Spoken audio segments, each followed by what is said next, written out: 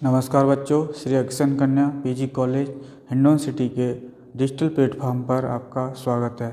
आज की क्लास में हम आपको बीए थर्ड ईयर के अंतर्गत पेपर सेकंड में जनजातियों से जुड़ी कुछ समस्याओं के बारे में चर्चा करेंगे। ठीक है, वैसे पिछले कुछ वीडियो में हमने जनजातियों की परिभाषा, जनजातियों का अर्थ और इनकी पॉपुलेशन के बारे में चर्चा की है। ठीक है, और हालांकि हम बीए सेकेंड ईयर में और फर्स्ट ईयर में भी आपको जनजातियों के बारे में बता चुके हैं।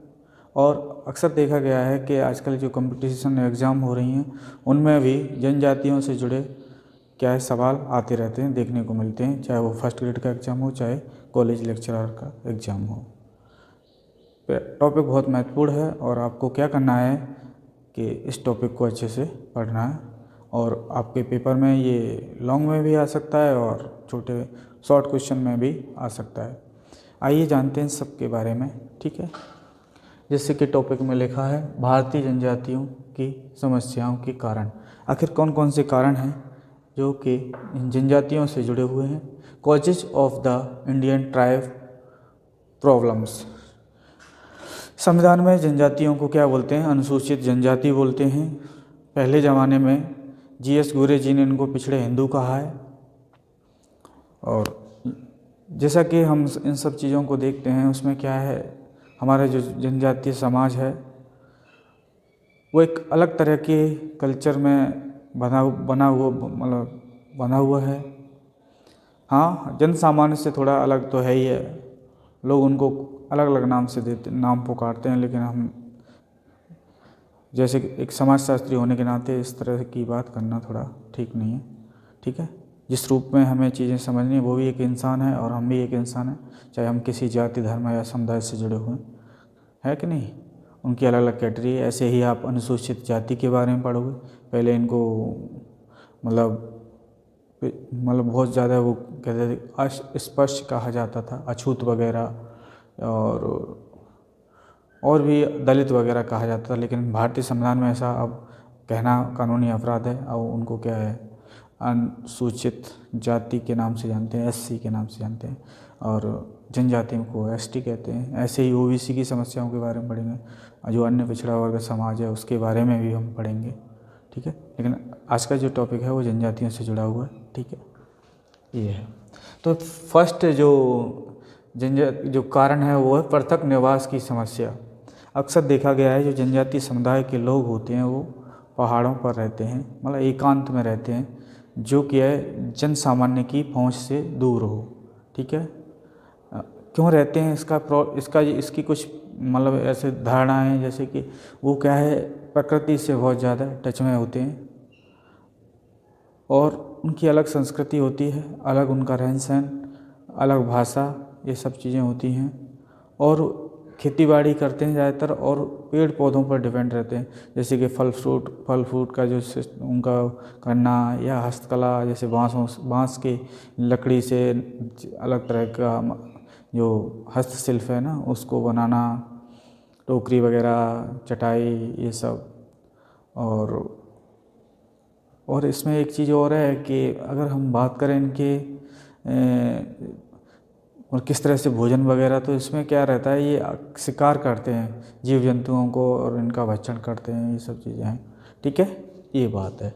और इसलिए भी इनको प्रॉब्लम रहती है अलग होने के। अगर ये जन सामान्य की तरह ही रहें तो क्या हो, इनकी जो समस्याएं वो ज़्यादा नहीं रहें, और सरकार को भी अलग से कोई नया इनके लिए प्रोजेक्ट वगैरह की नहीं शुरू करना पड़े। मतलब जैसे कि सब लोगों के लिए जो योजना चलती है उन्हीं में इनको शामिल कर लिया, लेकिन सरकार क्या करती है, इनके लिए अलग से योजनाएं बनानी पड़ रही हैं, अलग से इनके लिए विद्यालय बनाने पड़ रहे हैं, अलग से इनकी जो राजनीतिक प्रक्रिया में इनकी जीवन उसकी धारा में लाने के लिए भी कोशिश की जा रही है।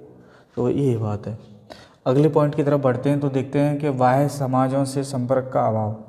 ये क्या है, जो हमारे उनके आसपास की जो दुनिया होती है उससे बिल्कुल अनजान रहते हैं। मतलब इनका जो संपर्क है वो, जैसे कि हम लोगों के संपर्क होते हैं कि हमारे रिश्तेदार जयपुर में, आगरा में या कहीं है, इनकी क्या है बहुत कम मतलब रखते हैं जी। दूसरे खान पीन के मामले में, मतलब अपनी दुनिया में मगन रहना है सब। और आपने अगर हम बात करें राजस्थान के संदर्भ में, तो जैसे कि ये दौसा वगैरह है, अलवर है, दौसा है, उदयपुर है, बांसवाड़ा है, इन सब जगहों पर क्या है जो जनजाति है वो बहुत ज़्यादा पाई जाती है। हालांकि करौली में भी थोड़ा बहुत क्षेत्र है जहाँ आदिवासी लोग पाए जाते हैं, आदिवासी नाम से भी इनको जानते हैं, लेकिन जो संविधान में जो इनके बारे में शब्द यूज हुआ है वो अनुसूचित जनजाति यूज हुआ है। तो ये इस वजह से क्या है, इनका जो विकास होना चाहिए वो विकास नहीं हुआ था, इसलिए इनके साथ समस्या रहती है। आपने तो पिछले साल अखबारों में या कहीं पढ़ा हो, अगर आपको ध्यान हो, अंडमान निकोबार में एक सेंटलीज जनजाति है, तो उसने क्या है, कुछ लोग बाहर से मतलब उनके बारे में अध्ययन करने के लिए आए थे अमेरिका से, पत्रकार वगैरह, तो उन्होंने क्या किया, तीर कमान से उनकी हत्या कर दी। मतलब वो नहीं चाहते कि एक तो इनकी संख्या बहुत कम होती है, अंडमान निकोबार में तो इनकी संख्या बहुत कम है, सेंटलीन, जारवा और भी जनजाति हैं, ओंग करके बोलते हैं, ओंग वगैरह इनके नाम है। और अगर एक और मज़ेदार बात है, एक जनजाति है अंडमान निकोबार में, सोमपेन करके, उसने तो पहली बार 2014 में जो लोकसभा चुनाव हुआ था तभी मतदान में हिस्सा लिया। इनका मतलब उन्होंने कभी वोटिंग का यूज़ ही नहीं किया, मतदान के अधिकार का। अब बताओ, मतदान के अधिकार का यूज नहीं हो रहा तो वहाँ तक जो उनकी जो योजना है सरकार की, तो कहाँ तक पहुँच पाएंगी। ठीक है, ये तो इतनी सी बात है। आगे जब भी नेक्स्ट है, दुर्गम निवास स्थान भी एक समस्या है। वहाँ पे जैसे दूर अगर उनका जो निवास स्थान होगा जनजातियों को, तो क्या होगा, वहाँ रेलवे की सुविधा नहीं मिलेगी, संचार की सुविधा नहीं। आप देख लो जो हमारा जम्मू कश्मीर वगैरह या जो छत्तीसगढ़ का जो आउटर एरिया है, वहाँ पे क्या नेटवर्क है, सुकमा वगैरह, जहाँ नक्सलवादी आंदोलन वगैरह होते हैं, या जो नक्सल प्रभावित क्षेत्र हैं, वहाँ कहाँ है जनजाति। महाराष्ट्र में भी बहुत सारी हैं, वहाँ भी इस तरह की नक्सलवादी, तो ये लोग का इनका शोषण होता है। और भी है, ठीक है, ये सारी चीज़ें हैं। और चौथी अगर समस्या की बात करें तो आर्थिक समस्या है। जब भाई खेती बाड़ी किसानी या उनके जो धंधे वगैरह में वो नहीं होंगे शामिल, तो क्या है, ऋणग्रस्तता आ जाएगी, उनको पैसे ही नहीं होंगे। और उनका जो क्या है, थोड़ा बहुत भी अगर उनकी आर्थिक गतिविधि होती है तो पशुपालन से होती है उनकी इनकम वगैरह, और शिकार वगैरह करते हैं उससे होती है इनकी, और कोई इनके क्या आमदनी के बहुत ज़्यादा स्रोत नहीं होते हैं। ठीक है, ये बात हो गई। स्थानांतरित खेती की समस्या है, जिसको झूमिंग खेती कहते हैं, और भी इन अलग अलग जगह पर इन खेतियों के अलग अलग नाम है। जैसे बालरक कृषि, अगर राजस्थान में जनजातियों के बारे में पढ़ें तो बालरक कृषि के बारे में तुमने पढ़ा होगा, ज्योग्राफी में भी ये टॉपिक पढ़ने को मिलता है आपको। ठीक है, सोशलॉजी में तो आप पढ़ ही रहे हो। तो ये है, तो इसमें क्या होता है कि आजकल जैसे सरकार नई नई योजना ला के कोशिश कर रही है कि जो जनजाति समुदाय है इनका कल्याण किया जाए, इनको क्या जीवन की मुख्य धारा में जोड़ा जाए। जैसे कि अन्य समाज का जो मतलब उत्थान हो रहा है, ऐसे इनको भी एक मतलब भारत की एक विशिष्ट अंग के रूप में इनको भी शामिल किया जाए। तो इसमें देखा गया है कि सरकार ये करती है तो क्या होता है, जैसे कोई पहाड़ी क्षेत्र इलाका है, वहाँ पे जनजाति लोग रह रहे हैं, सरकार कोई प्रोजेक्ट के अंतर्गत स्कूल खोल रही है, कोई हॉस्पिटल खोल रही है, तो क्या उस जगह से क्या जनजाति को विस्थापित किया जाएगा, और विस्थापित किया जाएगा तो उनको समस्या क्रिएट होगी। तो ये भी एक प्रॉब्लम है कि पहाड़ियों में जो खेती होती है ना, झूमिंग खेती भी बोलते हैं इनको। अब बात करते हैं सांस्कृतिक समस्या, धार्मिक समस्याओं के बारे में। सांस्कृतिक समस्या क्या है, इनका जो रंग रूप है कि काले तरह के, अजीब तरह के, थोड़ा अलग से होते हैं। अब इसके लिए तो जैविक ही चीज़ें वैसे के वो हैं, लेकिन फिर भी क्या है, जो हम आम इंसान की तरह जैसे होते हैं, थोड़ा ऐसे नहीं सभी होते हैं, कुछ जो भील वगैरह टाइप से कुछ होते हैं, जो जनजाति होती हैं या शहरिया वगैरह, उनका जो रंग रूप से भी थोड़ा कुछ और लगता है। इसलिए क्या है, समाज द्वारा इनको क्या है, इनको एक अजीब तरह के शब्दों से इनको क्या है पुकारा जाता है, और इन पर क्या है टीका टिप्पणी, छींटाकशी वगैरह की जाती है। और इनकी गरीबी के कारण बहुत से लोग, कुछ लोग इसका सेक्सुअल अब्यूज में भी इस्तेमाल करते हैं। मन का ये भी एक समस्या है। और धार्मिक समस्या तो इनके साथ रहती ही। धार्मिक समस्याओं को लेकर बहुत सारे जनजाति किसान आंदोलन हुए हैं, है कि नहीं, क्योंकि ये प्रकृति प्रेमी होते हैं, इनके लिए पेड़ पौधे ही भगवान हैं, पशु देवता, ये सब चीज़ें, इनका प्रकृति के प्रति इनकी आस्था कुछ ज़्यादा ही होती है। ठीक है, ये धार्मिक समस्या इसलिए है क्योंकि जैसे कि एक जनजाति हैं और दूसरे क्षेत्र के जनजाति हैं, उनको लेकर ये टकराव रहता है। जैसे कि अभी तुमने रोए, एक तो ये तो दूसरी चीज़ है। ऐसे पड़ा हुआ मणिपुर असम में भी त्रिपुरा को लेकर कुछ विवाद चल रहा था, जनजातियों को लेकर। हाँ, अलग अलग उस क्षेत्र की मांग कर रहे थे, गोरखालैंड वगैरह की, उसके बारे में भी है। ठीक है, ये है। ये भाषा संबंधी समस्या का मतलब जैसे कि इंग्लिश, उर्दू, फारसी जो अपनी भाषा है, संस्कृत है, इनसे इनका जब इनको अच्छी एजुकेशन नहीं हो पाएगी तो इनका विकास कैसे संभव है। और जो हमारी भाषाएं हैं, जो हमारे जो ऑफिशियल लैंग्वेजेज हैं, इनको कैसे वो समझ पाएंगे। उस कंडीशन में क्या है, हम उनकी बातों को समझ नहीं पाते हैं।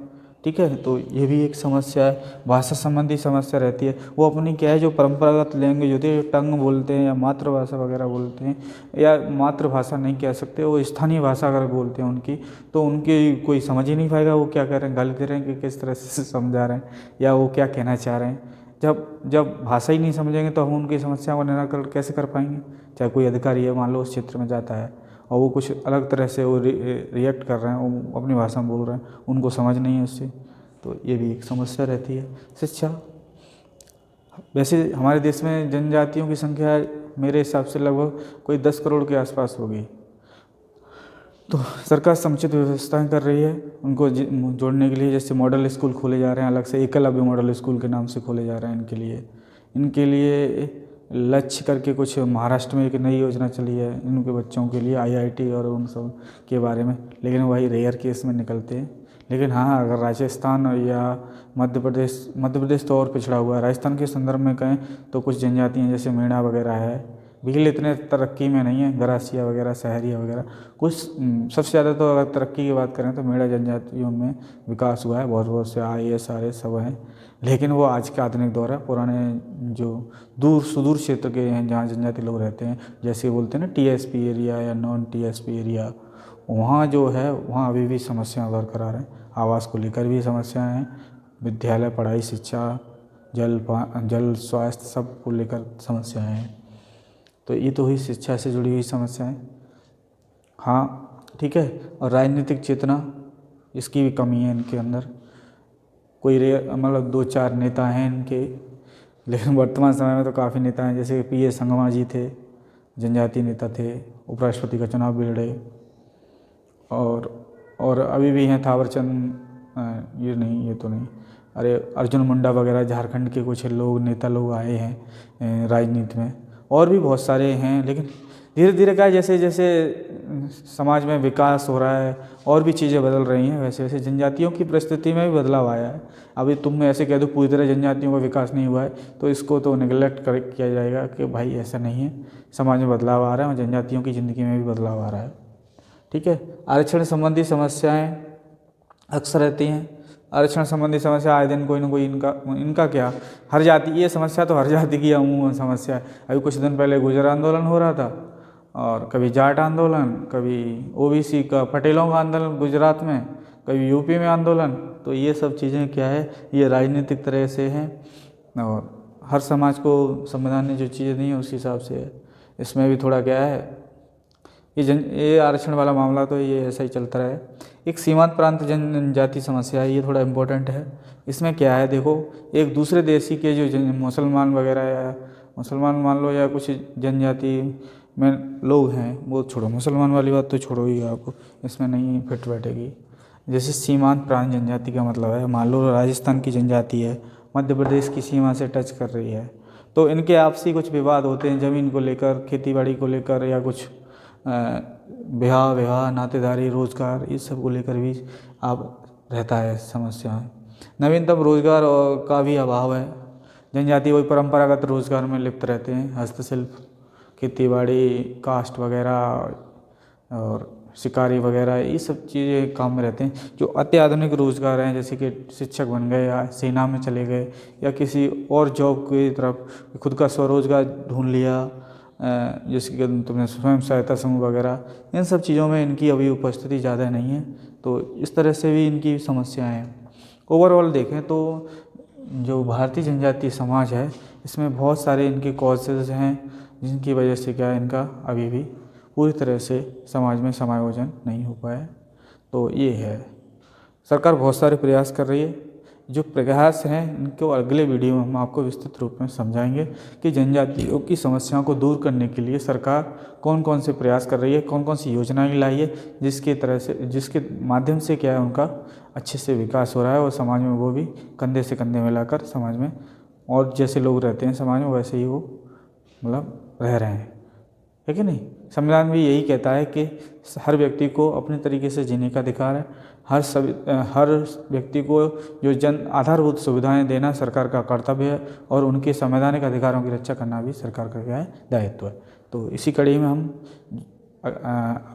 अगला वीडियो आपको ये समस्याओं के जो निराकरण के बारे में जो सरकार या किसी NGO की जो क्या भूमिका है उसके बारे में बात करेंगे। मैं उम्मीद करता हूँ आपको आज का लेक्चर अच्छे से समझ आया होगा और आप इससे निश्चित रूप में लाभ उठाएंगे। करना क्या है, आपको जो की पॉइंट जो मैंने बताए हैं इनको दिमाग में ध्यान रखना है मैपिंग के थ्रू कि ऐसे ऐसे है, फिर बाद में इनमें एलोबरेट करके आपको लिख देना है।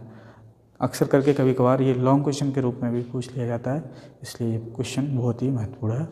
ठीक है, थैंक यू बच्चों, आज के लिए इतना ही।